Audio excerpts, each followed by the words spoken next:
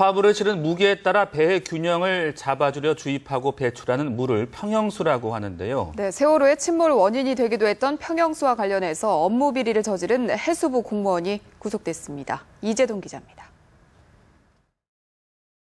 무게 중심을 낮추기 위해 배의 아랫부분에 채워져 있는 물, 평형수입니다. 평형수가 부족하게 되면 배의 균형을 잡기가 어려워지고 그만큼 배가 뒤집힐 확률도 높아집니다. 부족한 평형수가 세월호의 침몰 원인으로 지목됐을 만큼 평형수는 선박 안전과 관련한 핵심 요소. 부산지검 특별수사본부는 선박 평형수와 관련한 업무 과정에서 금품을 챙긴 혐의 등으로 해양수산부 공무원을 구속했습니다. 해수부 6급 공무원인 42살 전모 씨는 지난해 10월 부산에서 열린 국제해사포럼에서 행사 대행업체로 선정해준 대가로 업체 대표로부터 3천만 원이 입금된 통장과 현금 카드를 받았습니다. 전 씨는 또 국책연구기관이 국비 120억 원을 들여 연구한 선박 평형수 정화기술 자료를 받아 한국 성급에 무상으로 넘긴 혐의도 받고 있습니다. 선박 평형수의 처리 설비 시장 규모는 향후 5년간 우리나라에서만 8조 원에 달할 것으로 전망돼 이미 관련 업계의 경쟁이 치열한 상황입니다. 검찰은 한국 성급으로부터 금품이나 접대 로비를 받은 해수부 공무원이 더 있는지 조사하고 있습니다. 뉴스와이 이재동입니다. 세월호 선장과 선원 등에 대한 재판이 내일부터 시작됩니다. 검찰은 이준석 선장 등 4명에게는 최고 사형 선고가 가능한 살인 혐의를 적용했는데요. 네, 치열한 법적 공방이 예상됩니다. 성혜미 기자입니다. 세월호 참사 후 가장 먼저 구속된 이준석 선장. 어쨌든 무리를 일으켜서 국민 여러분께 죄송하고 또 유가족 여러분께 머리 숙여 사죄드립니다. 이준석 선장 등 세월호 선원 15명에 대한 재판이 내일 오후 광주지법에서 시작됩니다. 재판부는 먼저 검찰과 피고인, 변호인을 불러 매주 몇 차례 공판을 열지, 증인 신문과 전문가 진술 순서 등 향후 재판 절차를 정하게 됩니다. 법원은 집중 심리에 구속기한이 만료되는 11월 안에 선고한다는 계획. 피고인 15명은 세월호가 침몰하는데도 승객들을 구조하기 위한 아무런 조치도 하지 않고 먼저 배를 빠져나온 혐의를 받고 있습니다.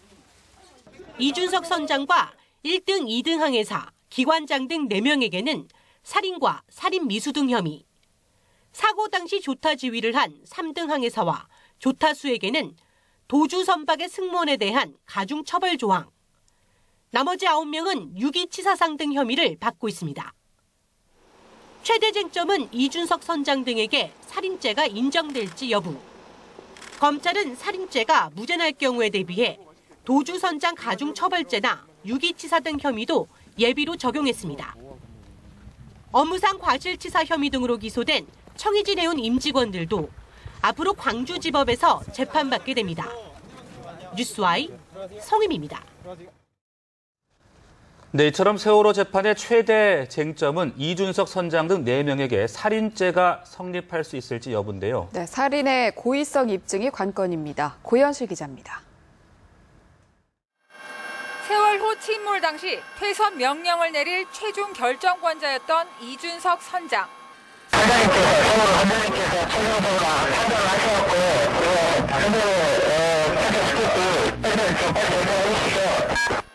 하지만 퇴선 명령은 없었고 객실에서 대기하던 승객 수백 명이 목숨을 잃었습니다. 검찰은 이준석 선장과 세월호 운항의 핵심 역할을 맡았던 1등, 2등 항해사, 기관장 등 모두 4명에게 살인죄를 적용했습니다. 검찰은 퇴선 명령을 하지 않고 승객들을 그대로 두면 익사한다는 사실을 명백히 알고 있었음에도 아무런 조치 없이 배를 떠났다며 살인의 미필적 고의가 인정된다고 밝혔습니다. 고 박지영 씨 등이 수차례 무전으로 선내 대기 중인 승객들을 어떻게 할지 물었음에도 아무런 응답을 하지 않은 점, 진도 해상교통관제센터와 교신을 끊고 선장과 선원이라는 신분을 속이고 해경 123정에 옳은 점 등을 근거로 들었습니다. 반면 이준석 선장 등은 살아야겠다는 생각밖에 없었다며 고의성을 부정하고 있습니다. 앞서 8살 난 의붓딸을 마구 때려 숨지게 한 울산 계모 사건에서 법원이 살인의 고의성이 없다며 살인 혐의를 무죄 판결한 사례처럼 세월호 재판에서도 살인의 고의성을 인정하느냐에 유무죄가 엇갈릴 전망입니다. 뉴스와이 고현실입니다.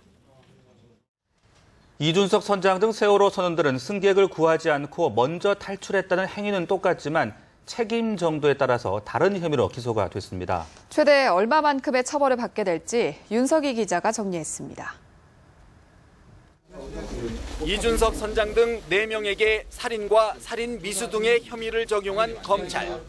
살인죄가 인정되면 사형, 무기 또는 5년 이상 징역형이 선고됩니다. 검찰은 승객들이 익사할 줄 알면서도 구하지 않은 행위는 살인죄의 부작위범에 해당한다는 입장입니다. 사고 당일 맹골수도에서 처음으로 조타를 지휘한 3등항해사 박모 씨와 큰 각도로 배를 틀어 결정적 실수를 한 조타수 조모 씨에게는 도주선박 승무원에 대한 가중처벌 조항이 적용됐습니다. 지난해 7월 신설된 이 조항은 선박 사고를 내고 피해자 구조 조치 없이 달아난 이른바 뺑소니범에게 무기 또는 5년 이상 징역형을 선고하도록 하고 있습니다. 나머지 기관원과 조타수 등 9명은 유기치사, 유기치상 혐의와 순환구호법 위반 혐의로 재판에 넘겨졌습니다. 유기치사죄는 법률상 또는 계약상 승객들을 보호할 의무가 있는데도 내버려두어 숨지게 한 경우 3년 이상의 유기징역형으로 처벌합니다. 순환구호법은 조난된 사람을 신속히 구조하지 않은 승무원에게 7년 이하의 징역 또는 5천만 원 이하의 벌금을 물리도록 하고 있습니다. 유기징역의 상한선은 30년인데 여기에 2분의 1을 가중하면 최고 45년형까지 가능합니다. 최대 징역 100년까지 선고할 수 있는 특례법이 제정돼도 세월호 사건에는 소급 적용되지 않습니다. 뉴스와이 윤석입니다.